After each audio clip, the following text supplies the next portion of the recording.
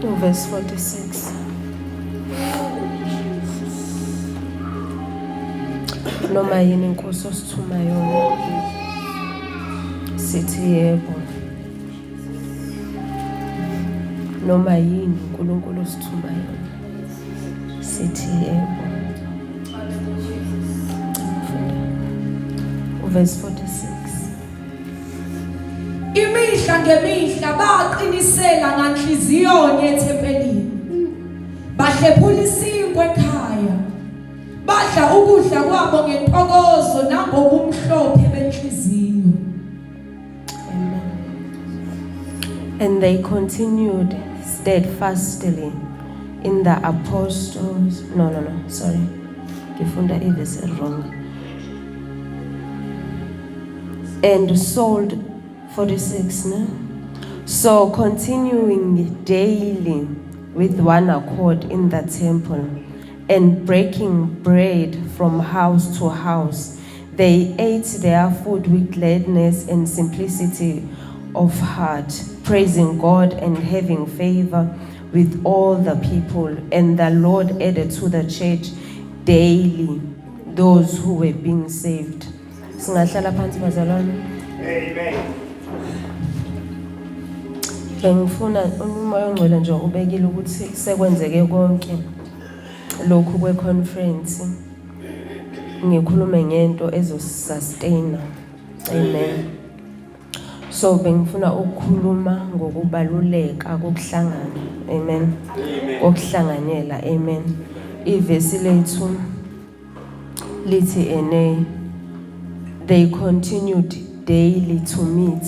They were meeting daily. Amen. Daily. They were meeting daily. Amen. Yes. After sekwenzeke lento umfundisi akade ekhuluma ngayo ku chapter 2 ku verse 1. Umoya ongcwele esehlile. After lokho kwasindiswa abantu about 3,000 bakhuluma ngelimi yonke lemangaliso eyenzeka. After leyo nto leyo they continued daily to be in fellowship. Amen. Lithi in one accord they met etempelini and they met from house to house. Uyayibona into yokuhlanganela? Iyona leyo nto eyabagcina ukuthi babehlanganyela ndawoni daily to sustain into umoya ongcwele aseyenzile. Amen. Yes. So ngiyamangala nje makubizwa ubufakazi kusukuma untando kuphela bengithi abazalwane bazobangisana la because God has broken forth. Hallelujah. God has broken forth. Amen.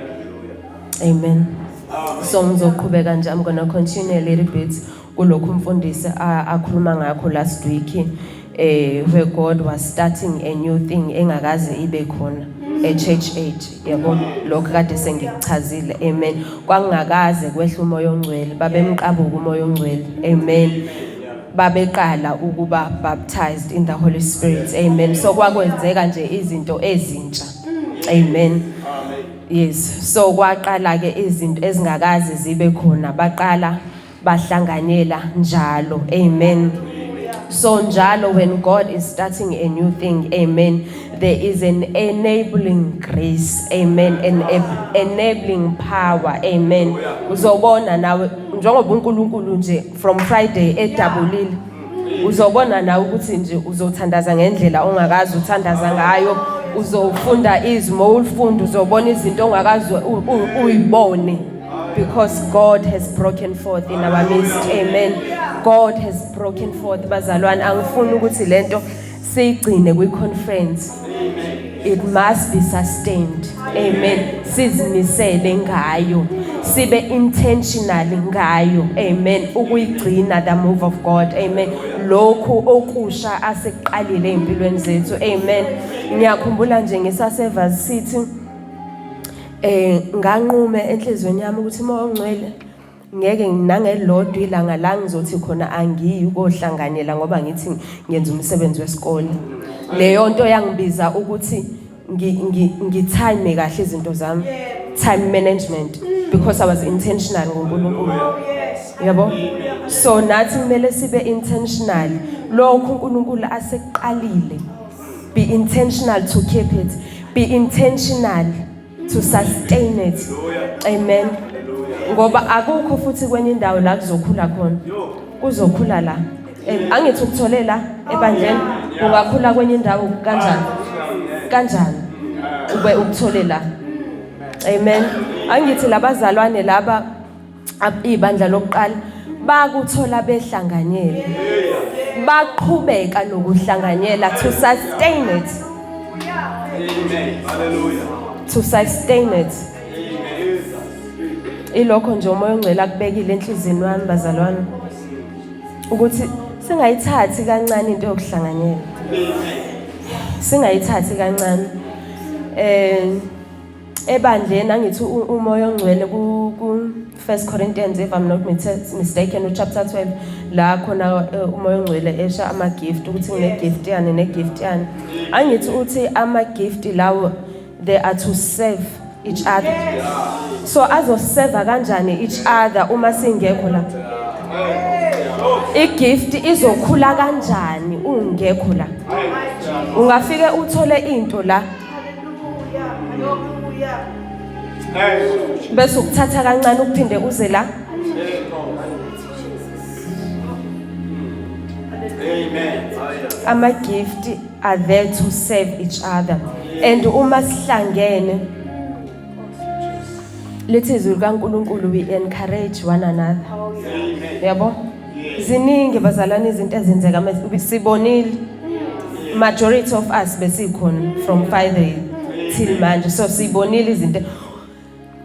Mawucabanga nje njengoba nje wena uNkulunkulu ekusizile ukuthi akupholise enhlizweni.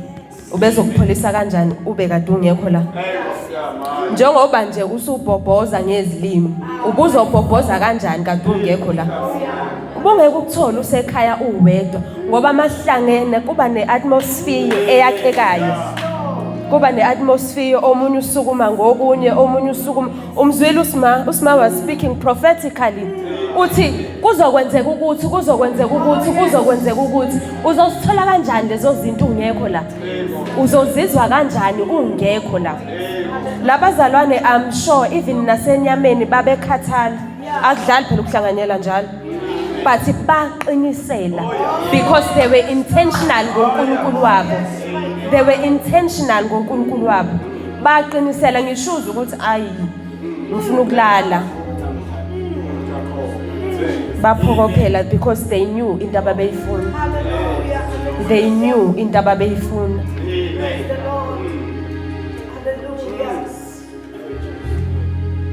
Ngifuna baza ilokho nje baza ikhanda lami lididekile from morning uma umthetho wami vele if God ekhuluma I can't sleep. uNkulunkulu nje menza izinto I can't sleep. Kushaya uthi ngibhekile. Kushaya uthi ngibhekile I can't sleep so angilalanga vele. So namanje nje the atmosphere and the power of God ngakho ngithe ngizocela umfundisi ukuthi angisize because uyayazi message yami ngimxoxele yonke because I was expecting or anticipating ukuthi into kanje ngacishe yenziwe. But ilokho nje bazalwane ilokho umoya ongcwele abekubekile enhlizweni yami ukuthi singakuthathi kancane. Singalandelwa engathi angazi wenzela bani. Awenzeli umuntu uzenzela wena. You won't grow ungahlanganyeli. You won't grow. Labazalwane they sustained into yabo and kwakhula angithi bakuthola la behlangene eJerusalem but sizwa iBhayibheli lithi oh Peter ngisho behamba izithunzi zabo zayiphilisa abantu angithi leyo nto babeyithole endlini kaNkulunkulu. Ila sakhiwa khona ila sikhula khona. Do not despise, do not neglect ukuhlangana. There is power ekuhlanganyela. That is how labaza ukuhlanganyela lo kuyingxenye abasustena ngayo into uNkulunkulu ayeyiqala. Into entsha uNkulunkulu ayeyiqala. Yebo.